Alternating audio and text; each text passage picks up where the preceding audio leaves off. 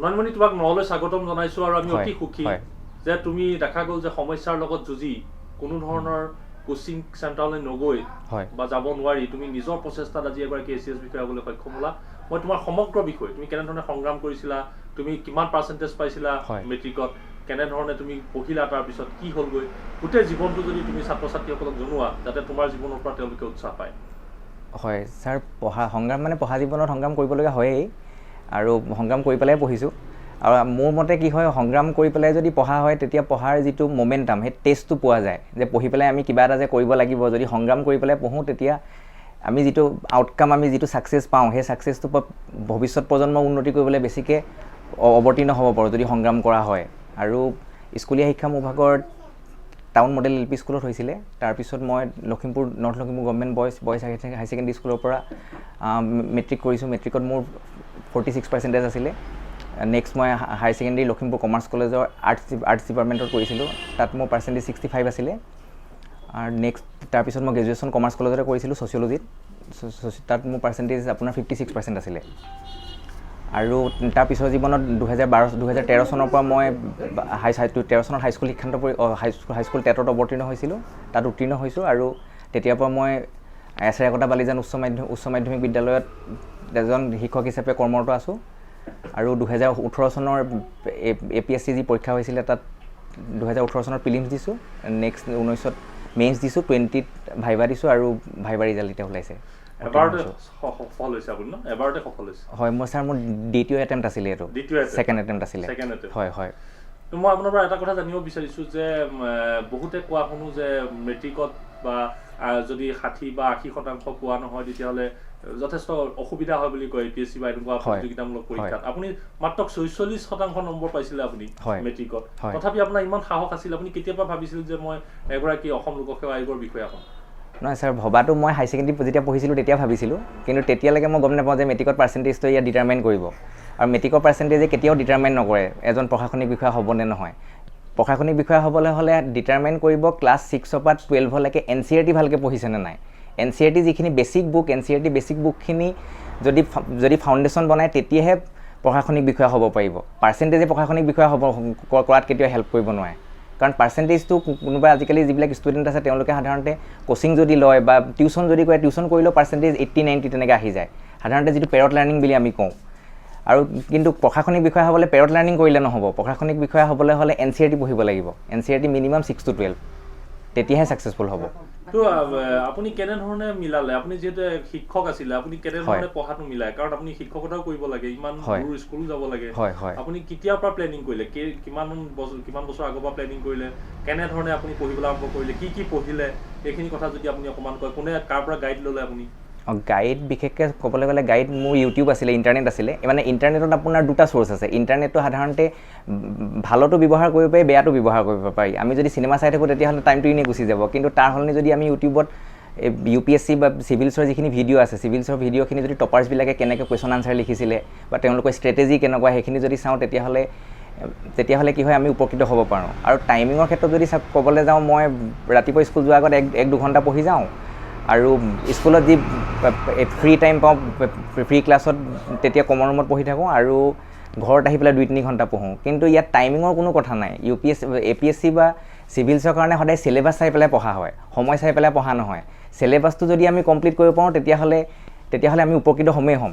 সেইকাৰণে চিলেবাছটো কমপ্লিট কৰাটোহে আচল কাম। আৰু মই সেইকাৰণে চিলেবাছ কমপ্লিট কৰাত গুৰুত্ব দিছিলোঁ। আৰু সপ্তাহৰ অহা সপ্তাহত মই কি কৰিম সেইটো শ্বেডিউল বনাই লৈছিলোঁ, আৰু শ্বেডিউল ৱাইজত পঢ়িছিলোঁ। সেইকাৰণে কম পঢ়ি পেলাই উপকৃত হ'ব পাৰিছোঁ। তো সকলোৱে কয় যে ভাইভাটো এটা গুৰুত্বপূৰ্ণ, এইটো লাগে UPSC হওক বা APSC হওক। আপুনি ভাইভাৰ কাৰণে এই গাঁও অঞ্চলৰ পৰা, বিশেষকৈ এইটো কথা কৈছোঁ, আপুনি গাঁও অঞ্চলতে সময় কটায়, আপুনি ভাইভাৰ কাৰণে কেনেকৈ প্ৰস্তুতি কৰিলে, যে কেনেকৈ আপুনি সন্মুখীন হ'ব ইণ্টাৰভিউ বৰ্ডৰ, বা আপুনি কেনেকৈ হৈছিলে, বা আপোনাক কেনেকুৱা ধৰণৰ প্ৰশ্ন সন্মুখীন হৈছিলে ভাইভাত? ভাইভাৰ কাৰণে মই প্ৰথমতে এটা কথা গম পাইছিলোঁ যে ভাইভাৰ কাৰণে যিজন কেণ্ডিডেট আছে, যিজন এছপাইৰেণ্ট আছে, তেওঁ যিমানে ডাউন টু আৰ্থ হ'ব তিমানে ভাইভাত নম্বৰ পাব। যিমানে এৰিষ্টকেটিক দেখাবলৈ যাব ভাইভাত তেওঁলোকৰ তেতিয়া নম্বৰ কম পায়। কাৰণ মই সেই কথাটো ইউটিউবৰ ভিডিঅ' যেতিয়া আছিলে ভিডিঅ' চাই পেলাই তেতিয়া গম পাইছিলোঁ, টপাৰ্ছ কিছুমানে কৈছিলে। আৰু সাধাৰণতে যেতিয়া ডাউন টু আৰ্থ হ'লে যিবিলাক মনৰ কথাবিলাক ভাইভাত ক'ব পৰা যায়। আৰু ভাইভাত এৰিষ্টকেটিক কথা বা আমি যদি টেকনিকেল কথা কিছুমান কওঁ তেতিয়াহ'লে কেতিয়াও নম্বৰ সাধাৰণতে তেওঁলোকে দিবলৈ অলপ বেয়া পায়। আমি যদি মনৰ কথা ভাইবাত কওঁ, ভাইবা সাধাৰণতে ভাইবা নিচিনা নহয়। ভাইবা সাধাৰণতে আমি কমিউনিকেশ্যন কৰিবলৈ যাব লাগে। তেওঁলোকে কুৱেশ্যন সুধিব, আমি আনচাৰ দিম, সেইটো মটিভত যাব নালাগে। আমি যদি জাষ্ট কমিউনিকেশ্যন কৰিবলৈ, কথা পাতিবলৈ যদি যাওঁ, তেতিয়াহ'লে ভাইবাত কি হয়, নম্বৰ বেছি পায়। আৰু মই সেইটো মটিভতে পঢ়িছিলোঁ। আৰু তাৰ কাৰণে যিবিলাক গাইড বুক আছে, গাইড বুকবিলাক পঢ়িছিলোঁ।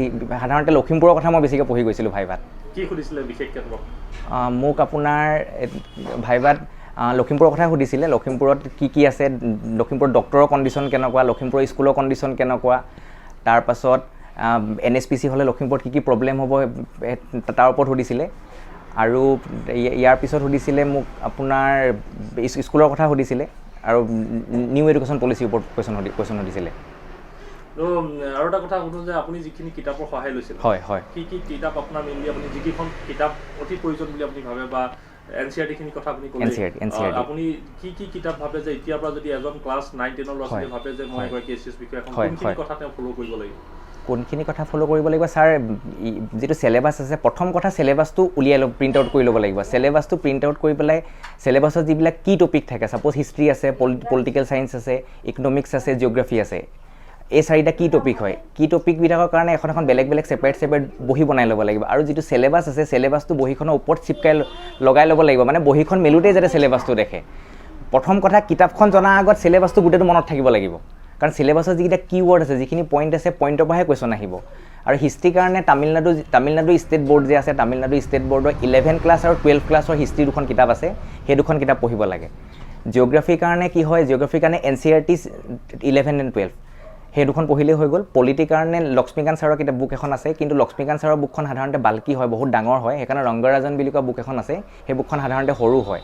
আমি সাধাৰণতে চিভিলছত কনচাইজ বুক পঢ়িব লাগে, মানে সৰু বুক পঢ়িব লাগে, কিন্তু এখন কিতাপে বাৰ পঢ়িব লাগে। এখন কিতাপে মানে বেছিকৈ যদি বাল্কি ছাপ'জ পলিটিকেল ছায়েন্সৰ কাৰণে আমি যদি 5খন মেটেৰিয়েল গোটাই লওঁ, 5খন মেটেৰিয়েল গোটালে আমি পঢ়িবলৈ সময় নাপাম।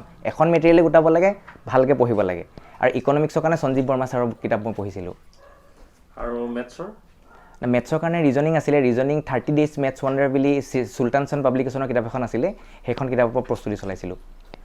এতিয়া ভৱিষ্যতে কেনেকৈ ধৰণে আগবাঢ়িম বুলি ভাবিছে আপুনি? ভৱিষ্যতে মই গাঁও অঞ্চলৰ যি উন্নতি আছে, বিশেষকৈ শিক্ষাৰ লগত জড়িত যিবিলাক কাম আছে, অলৰেডি মই শিক্ষকতা যেতিয়া কৰিয়ে আছোঁ, এইটোৰ বিষয়ে কথা জানো। শিক্ষাৰ লগত শিক্ষা বিষয়ত বিশেষকৈ উন্নতি কৰাবলৈ যিমান পাৰোঁ সিমান কাম কৰিম বুলি ভাবিছোঁ। দেউতা ইতিমধ্যে আপোনাৰ হেৰাই গৈছে, হয় হয়। তাৰপিছত আপুনি দেউতা ঢুকোৱাৰ পিছত হয় কেনেধৰণে সংগ্ৰামবোৰ কৰিবলগীয়া হৈছে আপোনালোকে? সংগ্ৰাম থাকেই, পঢ়াৰ ক্ষেত্ৰত সংগ্ৰাম কৰিব লগা হৈছে। কাৰণ দেউতা থাকোঁতে তেতিয়া কি হয়, নিডছ যিবিলাক আছিলে, নিডছবিলাকৰ কথা গম নাপাওঁ। সংগ্ৰাম লাইফত থাকিবই। আৰু মাৰ্কছৰ ফেমাছ থিয়ৰী এটাই আছে ছাৰ, লাইফ মিনছ ষ্ট্ৰাগল। কিন্তু ষ্ট্ৰাগলটো আচলতে আমি তাক অভাৰটেক কৰিব লাগে, সেই ইকুৱেশ্যনটো চেঞ্জ কৰিব লাগে। আচলতে লাইফ মিনছ হেপিনেছ কৰিব লাগে। আমি ষ্ট্ৰাগলৰ পৰা কেনেকৈ আমি হেপিনেছলৈ আনিম, কনভাৰ্ট কৰিম, সেইটোহে কি হয় লাইফত জীৱনৰ টাৰ্গেট হ'ব লাগে। আৰু সংগ্ৰামৰ পৰা লাইফটো হেপিনেছলৈ আনিব লাগে। আৰু হেপিনেছৰ যিবিলাক ইনপুট আছে, সেই ইনপুটবিলাক আমি গ্ৰহণ কৰিব লাগে। ছাপ'জ আমি ডাউন টু আৰ্থ হ'ব লাগে। আৰু কি হয়, যিবিলাক হয়, কি বুলি কওঁ, আমি সাধাৰণতে য়ং জেনেৰেশ্যনত দেখোঁ কি হয়, তেওঁলোকে যিবিলাক ছুপিৰিয়ৰ ক্লাছক ফ'ল' কৰা দেখা যায়। কিন্তু মই যিটো দেখিছোঁ, ছাকচেছ হ'বলৈ সদায় ছুপিৰিয়ৰ ক্লাছত ফ'ল' কৰিলে নহ'ব। কাৰণ ছুপিৰিয়ৰ ক্লাছক ফ'ল' কৰিবলৈ হ'লে কি হয়, তেওঁলোকৰ নিচিনা হ'বই নোৱাৰে কেতিয়াও। তেওঁলোকৰ নিচিনা হ'বলৈ টাইম লাগিব। সেইকাৰণে সদায় ছাকচেছ হ'বলৈ হ'লে যিটো ইনফিৰিয়ৰ ক্লাছ আছে, ইনফিৰিয়ৰ ক্লাছৰ লগত থাকিবলৈ, ইনফিৰিয়ৰ ক্লাছৰ লগত তেওঁলোকৰ ষ্ট্ৰাগলখিনি চালেহে ছাকচেছ হোৱাটো সম্ভৱ হয় মানে অতি সোনকালে ছাকচেছ হ'ব পাৰে। আপোনাৰ যিহেতু পঢ়া টেবুললৈ আহিছে, আপুনি পঢ়া টেবুলখন যদি দেখাই কি পঢ়িছিলে, আপুনি কেনেধৰণে পঢ়িছিলে, বা বিশেষকৈ কোনবোৰ কিতাপ আপুনি পঢ়িছিলে, সেই বিষয়ে যদি আপুনি অকণমান আমাক বুজাই দিয়ে। হয় ছাৰ, কিতাপৰ ভিতৰত হিষ্ট্ৰীৰ কাৰণে মই তামিলনাডু ষ্টেট বৰ্ডৰ 11 আৰু 12 ক্লাছৰ যিখিনি হিষ্ট্ৰী বুক আছে, হিষ্ট্ৰী বুকখিনি মই প্ৰিণ্ট আউট উলিয়াই লৈছিলোঁ। হিষ্ট্ৰী বুকখিনিৰ কাৰণে হিষ্ট্ৰী বুক আপোনাৰ প্ৰিণ্ট আউট এইখিনি আছে, হিষ্ট্ৰী বুকৰ প্ৰিণ্ট আউট। এখন আপোনাৰ হয়, এখন আপোনাৰ অসমৰ 12 ক্লাছৰ স্বদেশ অধ্যয়ন হয়। ইয়াত APSCত সাধাৰণতে কি হয়, অসমীয়া কুৱেশ্যন কিছুমান আহে অসমৰ। আৰু স্বদেশ অধ্যয়নখন যদি আমি পঢ়োঁ, তেতিয়াহ'লে ইয়াত অসমৰ যিখিনি বেছিক কথা থাকে গম পোৱা যায়। আৰু সাধাৰণতে কি হয়, ক্লাছ 11-12 কিতাপ কথাই আহে বেছিকৈ, এইখন কিতাপত পোৱা যায় সেইখন। তাৰ কাৰণে হিষ্ট্ৰীৰ কাৰণে কেৰিয়াৰ এনহেঞ্চ বুলি কোৱা আছাম হিষ্ট্ৰীৰ কাৰণে আছিলে, আপোনাৰ কোচিং চেণ্টাৰ এটা আছে। কেৰিয়াৰ এনহেঞ্চৰ যিখিনি মেটেৰিয়েল আছে, মেটেৰিয়েলখিনি আপুনি ইণ্টাৰনেটত পোৱা যায়। ইণ্টাৰনেটত PDF ডাউনলোড কৰিলেই হৈ গ'ল। আৰু মই হিষ্ট্ৰীৰ কাৰণে এইখনেই পঢ়িছিলোঁ, কেৰিয়াৰ এনহেঞ্চৰ। এডুকেশ্যনৰ কাৰণে এডুকেশ্যনৰ যিটো চিলেবাছ আছে চিলেবাছৰ ওপৰত মই নোটছ বনাইছিলোঁ। চিলেবাছৰ প্ৰতিটো টপিকৰ কাৰণে বেলেগ বেলেগ নোটছ বনাইছিলোঁ, প্ৰতিটো চেপ্টাৰৰ কাৰণে, আৰু প্ৰতিটো চেপ্টাৰৰ কাৰণে নোটছবিলাক এনেকৈ বেলেগ ছেপাৰেট কৰি লৈছিলোঁ। এক্সামৰ আগত মানে মই গোটেইখন যিখন কিতাপ থাকে কিতাপখন পঢ়ি পেলাই কেতিয়াও নাযাওঁ। যিখিনি কীৱৰ্ড থকা নোটছখিনি বনাই লওঁ। অকল মোৰ ওচৰত 50 পেজমানৰ নোটছ বহী এখন থাকে, অকল 50 পেজৰ বহীখনে মই বাৰ বাৰ ৰিভাইজ কৰি থাকোঁ। কিতাপ কেতিয়াও নপঢ়োঁ, কাৰণ পৰীক্ষা আগদিনাখনি কিতাপ পঢ়িলে দিগদাৰ আছে। ল'ৰা ছোৱালী মানে পাজল হৈ যাব, তেতিয়া কি পঢ়িম কি নপঢ়িম লাগে। সেইকাৰণে ষ্টুডেণ্টে সদায় কীৱৰ্ডৰ নোটছ বনাই ল'ব লাগে, সেই নোটছৰ পৰা পঢ়িব লাগে। পৰীক্ষাৰ আগত নোটছখিনি ৰিভিজন কৰিব লাগে বাৰ বাৰ। ছ'চিয়লজিৰ কাৰণে ইউনিভাৰ্চিটি অফ কেলিকটৰ দুখন মেটেৰিয়েল আছিলে। ছ'চিয়লজিৰ কাৰণে ইউনিভাৰ্চিটি অফ কেলিকটৰ মেটেৰিয়েল আছিলে। ইউনিভাৰ্চিটি অফ কেলিকটৰ মেটেৰিয়েলখিনি ছ'চিয়লজিৰ কাৰণে সাধাৰণতে ভাল হয়, আৰু কেলিকট ইউনিভাৰ্চিটি মেটেৰিয়েলে পঢ়িছিলোঁ ছ'চিয়লজিৰ কাৰণে মই। APSCত সাধাৰণতে ইয়েৰ বুকৰ কুৱেশ্যন আহে, আৰু ইয়েৰ বুক মই আপোনাৰ এই অধিকাৰী যি পাব্লিকেশ্যন আছে, অধিকাৰী পাব্লিকেশ্যনৰ ইয়েৰ বুক PDF ইণ্টাৰনেটত পোৱা যায়, ইয়াত PDF ডাউনলোড কৰি পেলাই পঢ়িছিলোঁ। আৰু আমাৰ শান্তনু কৌশিক বৰুৱা ছাৰৰ অসম ইয়েৰ বুক এখন আছে, সেইখন ইয়েৰ বুকৰ পৰা মই অধ্যয়ন কৰিছিলোঁ।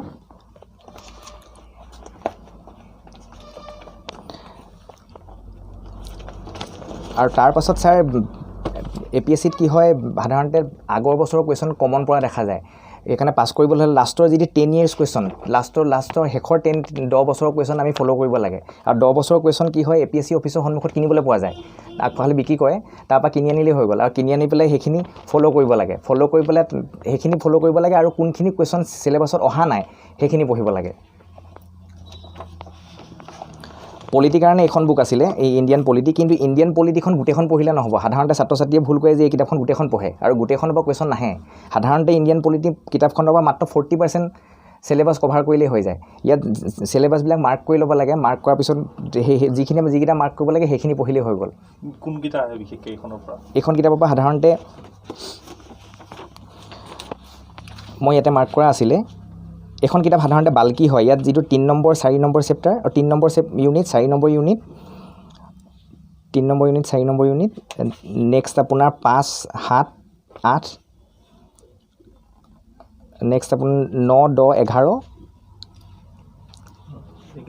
এইকেইটা মেইন। 16, 22, 23, 25, 26, 27, 29, 36, 38, 41, 42, 49, 59, 61, 71, 72। এইখন পলিটিকেল চায়েন্সৰ বাইবেল বুলি কয়। মানে পলিটিকেল চায়েন্সৰ যিমান কুৱেশ্যন আহিব এইখন কিতাপৰ পৰা আহিব, বেলেগ ক'ৰ পৰা নাহে। নেক্সট আপোনাৰ মডাৰ্ণ হিষ্ট্ৰীৰ কাৰণে এইখন সাধাৰণতে পঢ়িবলৈ কয় ষ্টুডেণ্টক। কিন্তু মই লাষ্টত গম পালোঁ যে এইখন কিতাপ সাধাৰণতে দেখাত সৰু হয়, কিন্তু এইখন কিতাপ বাল্কি হয়।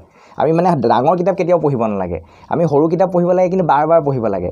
কিন্তু ইয়াতে মানে কি হয়, ইয়াত মই বুদ্ধি এটা লগালোঁ কি, ইয়াত এই কিতাপখনত এটা ভাল কথা আছে, এই কিতাপখনৰ প্ৰতিটো চেপ্টাৰৰ পিছত চামাৰি লিখি থোৱা আছে। সেইকাৰণে মই কি কৰিলোঁ, এইখিনি চামাৰি যে আছে, চামাৰিখিনি মই জেৰক্স কৰি লৈ আনিলোঁ। জেৰক্স কৰাৰ পিছত চামাৰিখিনি আপোনাৰ জেৰক্স কৰি মই এটা বনাই ল'লোঁ, ষ্টেবল মাৰি থৈ দিয়া আছিলে। মই অকল সেই চামাৰিখিনিহে পঢ়ি গৈছোঁ। মানে চিভিলছৰ কাৰণে কি হয়, সাধাৰণতে হাৰ্ড ৱৰ্ক কৰিলে নহ'ব, স্মাৰ্ট ৱৰ্ক কৰিব লাগিব। আৰু স্মাৰ্ট ৱৰ্ক সাধাৰণতে কি হয়, যেতিয়া পঢ়ি থকা হয় তেতিয়া গম পোৱা যায়। আৰু নিজে স্মাৰ্ট ৱৰ্কৰ যিবিলাক টেকনিক আছে ফ'ল' কৰিব লাগিব। আৰু ভূগোলৰ কাৰণে এইখন আছিলে। ভূগোলৰ কাৰণে ফিজিকেল জিঅ'গ্ৰাফী আছে, আৰু ইণ্ডিয়া জিঅ'গ্ৰাফী বুলি আছে, ইণ্ডিয়া ফিজিকেল বুলি কোৱা কিতাপ এখন আছে, NCERT হয়, সেইখন ফ'ল' কৰিলেই হৈ গ'ল। আৰু GC লিয়ঙৰ এখন কিতাপ আছে, GC লিয়ঙৰ পাৰ্ট Bটো ফ'ল' কৰিব লাগিব, পাৰ্ট Aটো নহয়।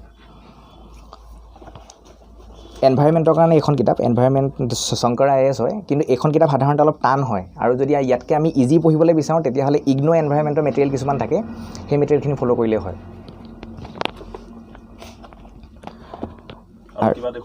আৰু এডুকেশ্যন, ছ'চিয়লজি, অভাৰঅল এইখিনি আছিলে। প্ৰিলিমছৰ কাৰণে খালি মেক্সিমাম মক টেষ্ট কৰিব লাগে, মেইন মক টেষ্ট কৰিব লাগে, আৰু দিনে মিনিমাম 200-300 মান মক টেষ্ট কৰিব লাগে। আৰু টাইম ফ্ৰেম কৰিব লাগে। মানে কি হয়, GSৰ যিখন আমাৰ পেপাৰ থাকে সেইখন 300 মাৰ্কছ থাকে 3 ঘণ্টাত।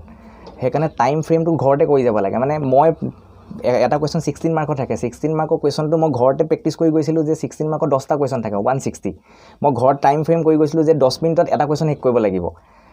এক্সামত কি হয়, ঘড়ীটো থৈ দিছোঁ যে 10 মিনিট হোৱাৰ লগে লগে মই কুৱেশ্যনটো কমাই লৈ গুচি আহোঁ, কনচাইজ কৰি পেলাই লিখিবলৈ চেষ্টা কৰোঁ তাত। আৰু সেই পেপাৰখন কি হয়, উইদিন টাইমত কৰিবই লাগিব, নহ'লে নহ'ব। আৰু এই বস্তুটো গোটেইটো টাইম ষ্ট্ৰেটেজি হয়, টাইমত গোটেই পেপাৰ কমপ্লিট কৰিব লাগিব। ধন্যবাদ জনাইছোঁ নৰ ফালৰ পৰা যে আপুনি ইমান সুন্দৰকৈ আমাৰ ছাত্ৰ ছাত্ৰীসকলৰ কাৰণে এইখিনি কথা ক'লে। আগলৈও আপোনাক আমি পাম ন, আপোনাৰ বিষয়ে জানিম আৰু অধিক। আৰু এটা কথাই জনাওঁ যে লখিমপুৰৰ এই ঠাইৰ পৰা এটা নিম্ন মধ্যবিত্ত পৰিয়ালৰ পৰা আপুনি যি সফলতা কঢ়িয়াই আনিলে সেয়া নিশ্চয় সকলো কাৰণে আদৰ্শ হ'ব। আশা কৰিছোঁ ভৱিষ্যত জীৱনটো আপোনাৰ সুন্দৰ হ'ব আৰু অসমীয়া সমাজৰ কাৰণে আপুনি যথেষ্ট কাম কৰিব। হয়, থেংক ইউ।